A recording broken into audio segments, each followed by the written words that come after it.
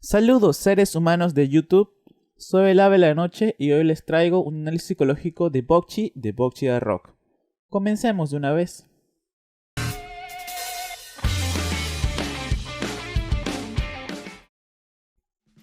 Hitori Goto es una estudiante de primero de preparatoria, con una edad alrededor de unos 15 años.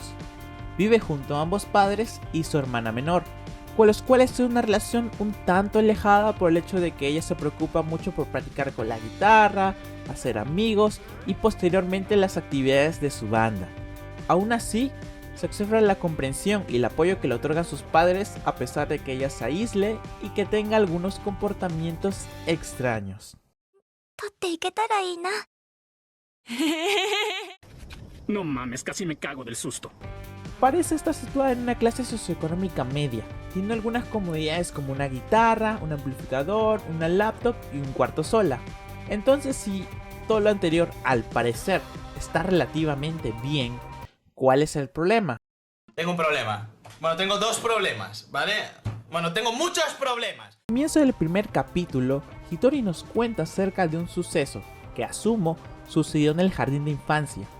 Durante esta escena, ella afirma ser la chica que se preguntaba si podría sumarse, pero siempre acababa jugando sola o acompañada por las profesoras.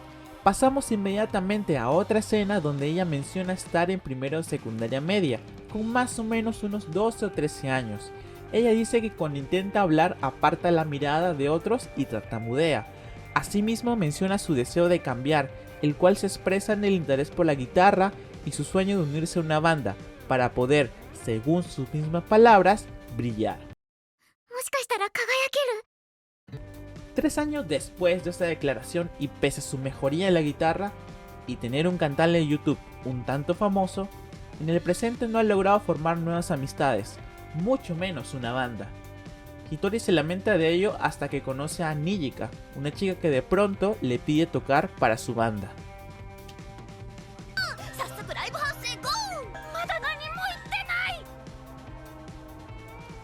Antes de comenzar a tallar en el mismo trastorno de ansiedad social, me gustaría explicar 3 términos que son intercambiados constantemente a pesar de ser diferentes. Estos son estrés, ansiedad y miedo. A veces escucho la frase tengo ansiedad y la verdad que me da ganas de arrancarme la piel. No te metas con una army. Porque lo dicen como si fuera algo negativo, lo cual no es cierto del todo. Con esto no quiero decir que no existan problemas de estrés o ansiedad, solo que los problemas suceden mayormente cuando estos son recurrentes, es decir, suceden muchas veces en un tiempo determinado, y persistentes, es decir, que ese tiempo determinado es prolongado. En primer lugar, veamos al estrés. En psicología, el estrés es la respuesta a un estresor interno o un estresor externo. Ocurre específicamente cuando las demandas percibidas de la situación exceden la capacidad del individuo para manejarlas o afrontarlas.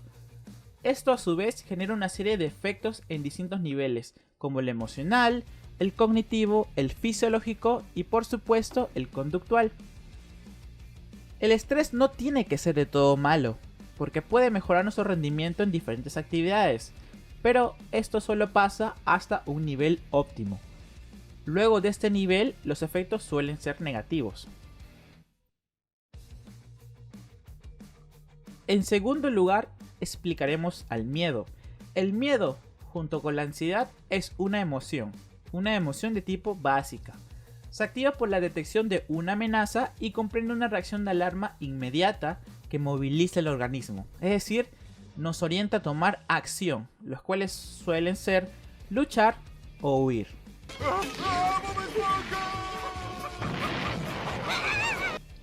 La amenaza, en este caso, tiene que ser inminente, es decir, estar presente y ser concisa, ser reconocible con facilidad.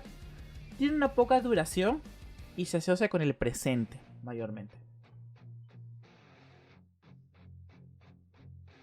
En tercer lugar, veamos a la ansiedad.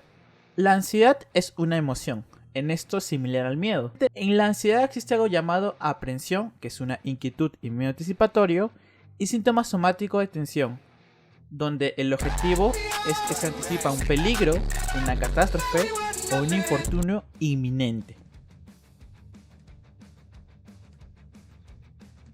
Tanto la ansiedad como el miedo son emociones.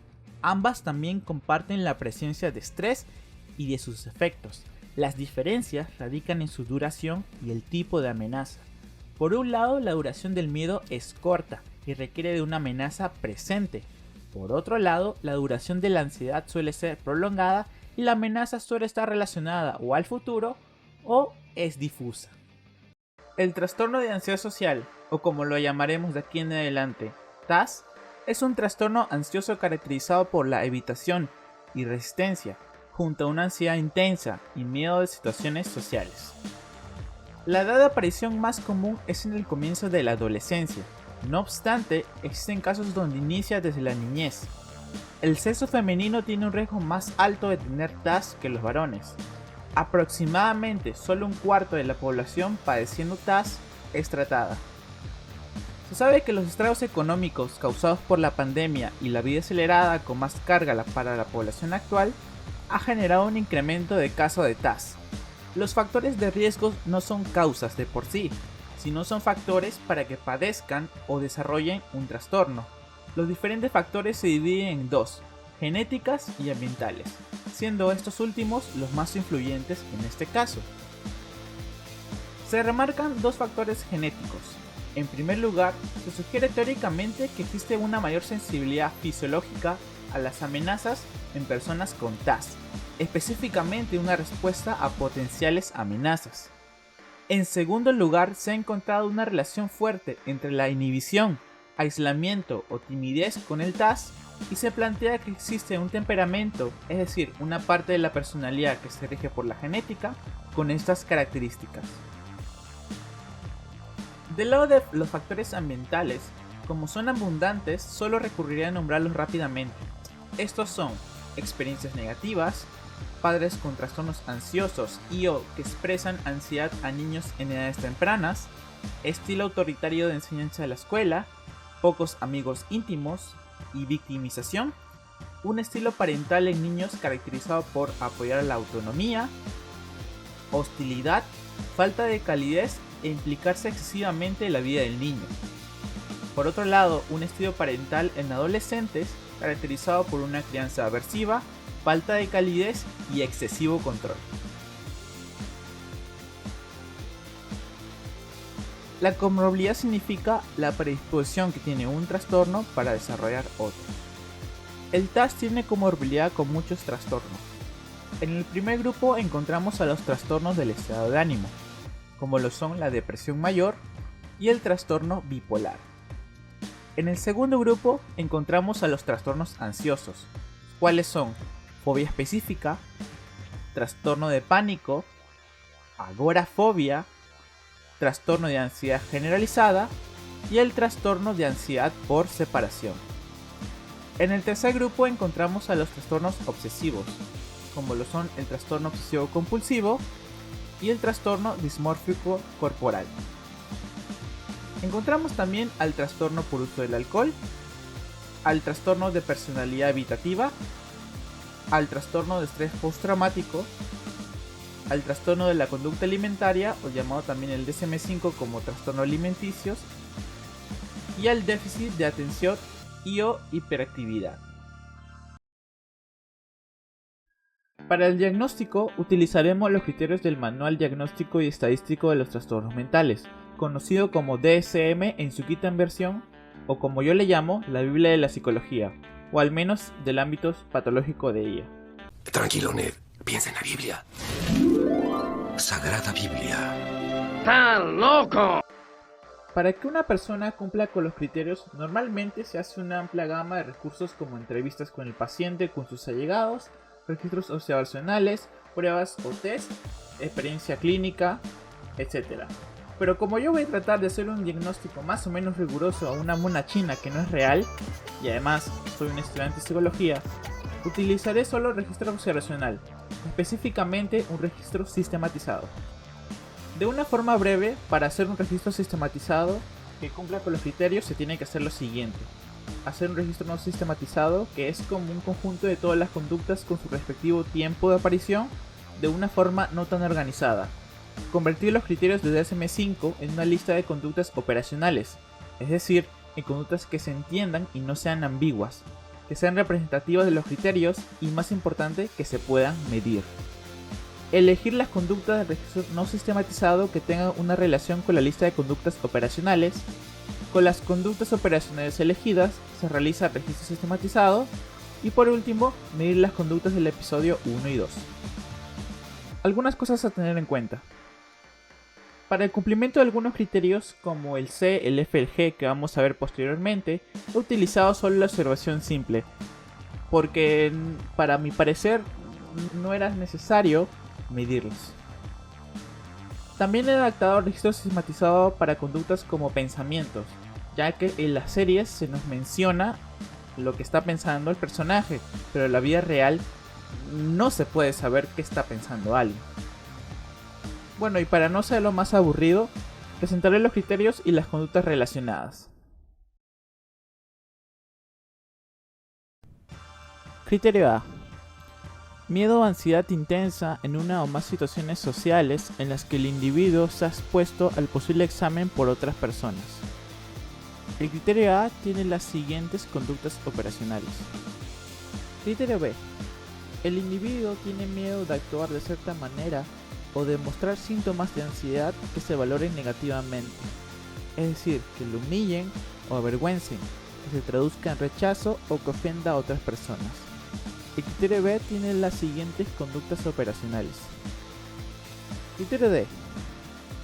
Las situaciones sociales se evitan o resisten con miedo o con ansiedad intensa.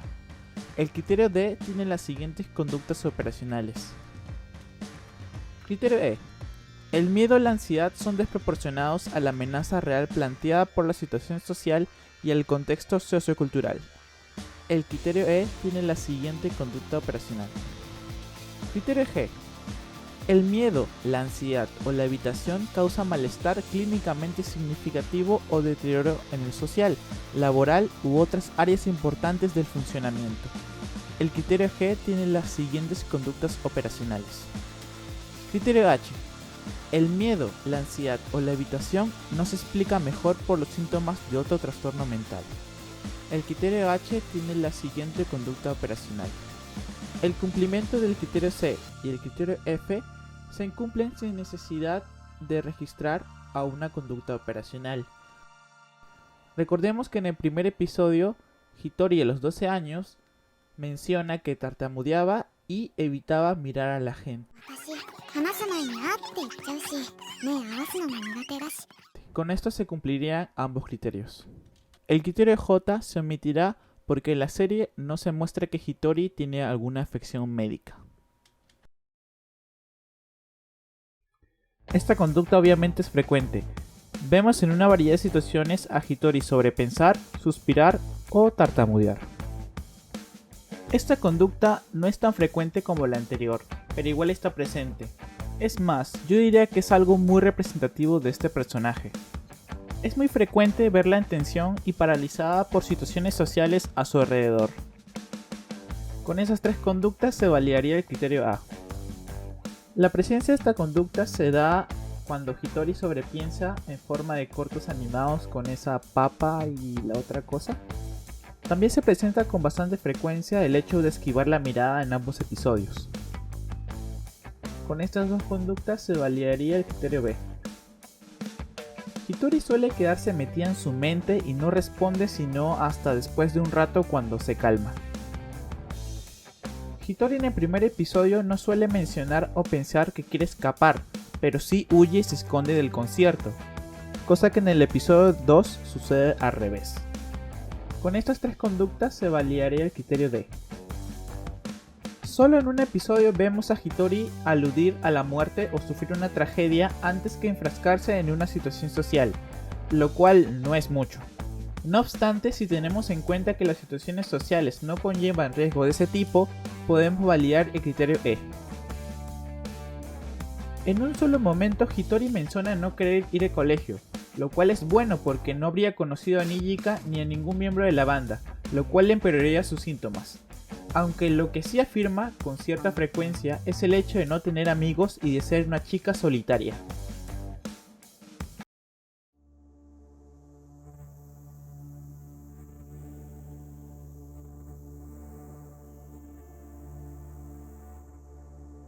Hitori se encuentra tocando la guitarra sin ninguna compañía encerrada en su armario. Se observa sumamente concentrada con los ojos cerrados practicando la guitarra. Mientras toca, memorias de 3 años anteriores pasan por su mente. En ese tiempo ella no pudo lograr ni una meta propuesta como hacer amigos y hacer una banda. Luego ella sube su cover a su canal y sonríe al ver la cantidad de visitas y los comentarios positivos. Ella piensa que si le va bien en internet ya no tiene que intentar en el mundo real. De repente ve uno de los comentarios de un estudiante que dice que formó una banda y cierra inmediatamente su laptop. Se pone en cuclillas y abraza sus piernas.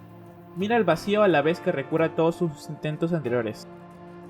De inmediato azota su cabeza contra el piso. Al terminar abre otra vez su laptop y piensa sobre si ojalá pudiera tocar en directo. Rebuscando el mismo comentario que la hizo sentir mal, encuentra a una persona que menciona el no tener una guitarrista cerca en su preparatoria. Hitori se sorprende y piensa, podría funcionar, aludiendo a en vez de formar una banda, unirse a una como guitarrista.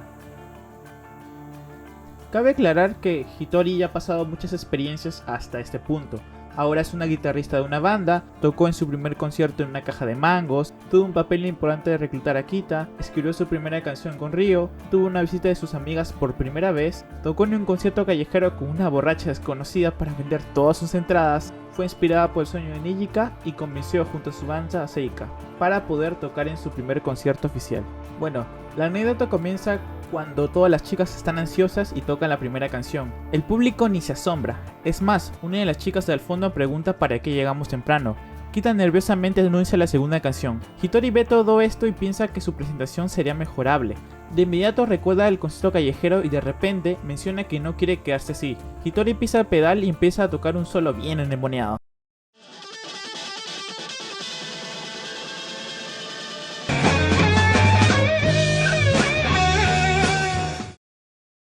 El público se queda con la boca abierta y disfrutan lo que queda del concierto.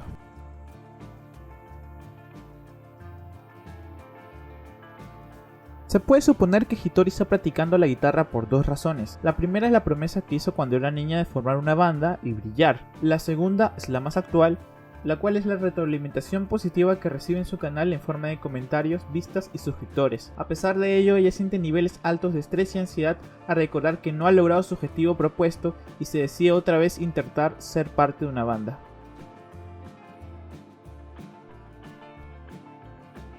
Hitori se encuentra tocando en el concierto del club y no muestra ningún indicio de ansiedad tal como lo presentaba anteriormente en su primer concierto, incluso a pesar de pensar que la presentación podría ser mejorable. Es más, Hitori empieza a tocar por sí misma de un modo, por así decirlo, libre, sin ninguna preocupación. El desencadenante en ese momento es el recuerdo de cuando tocó en la calle y pudo darse cuenta, por las palabras de aliento de una chica presente, que todas las amenazas solo eran un producto de su mente. El rechazo, los posibles actos contra ella y las catástrofes no existían. Esto se consolidó no solo por este momento en particular, sino por todas las experiencias anteriores que le han demostrado lo contrario, especialmente el trato afectuoso y empático que han tenido sus amigas con ella.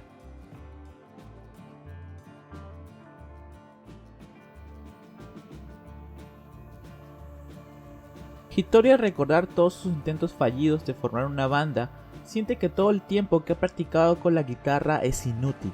Inmediatamente después, evita las emociones desagradables observando los comentarios positivos de su canal, lo cual se vuelve en su contra, porque un comentario le hace recordar todos sus intentos fallidos otra vez. Este sentimiento de vergüenza se expresa en todos los azotes a la cabeza que se da. Para salir de ese problema, lo vuelve a intentar, cambiando un poco la meta pero con las mismas estrategias que antes. Después de la primera canción, Hitori recibe la aprobación de todas sus compañeras de la banda y siguen tocando con normalidad. Luego en el concierto, a ella se le ve a un lado del restaurante diciendo que está exhausta. Y cómo no.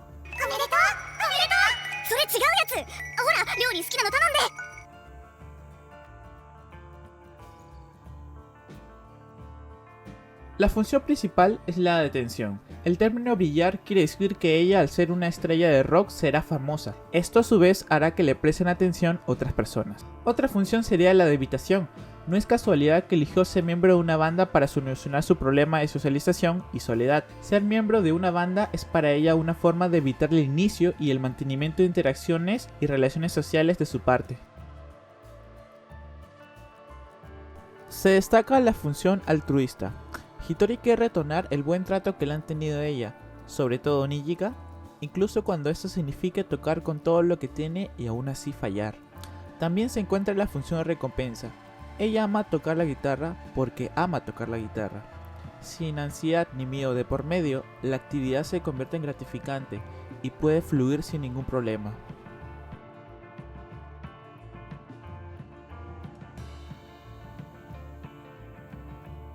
Hitori toca la guitarra con el fin de llamar la atención para ser famosa y así poder relacionarse con los demás.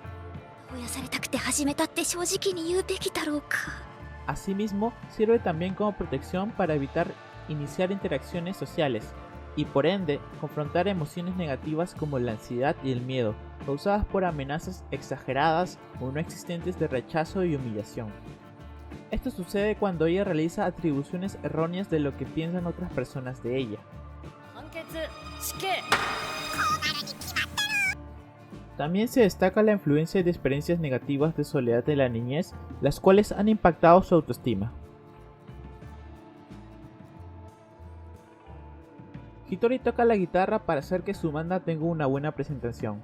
Este deseo es uno que viene del interior y no es producido por ningún factor exterior ni las circunstancias. También toca la guitarra porque en sí la actividad es gratificante. Para finalizar, solo quiero remarcar la influencia positiva que han tenido los miembros de la banda sobre Hitori, en especial Nijika. Ella fue la primera persona que vio a Bouchi y entendió los problemas que estaba pasando. Para las personas que han tenido una experiencia de rechazo o humillación, no tienen amigos o simplemente viven con ese trastorno, quiero decirles que cuando les abrumen sus pensamientos, salten las alarmas en su cuerpo y quieran escapar, piensen un momento. ¿Qué pensaría de mí alguien como Nijika en este momento?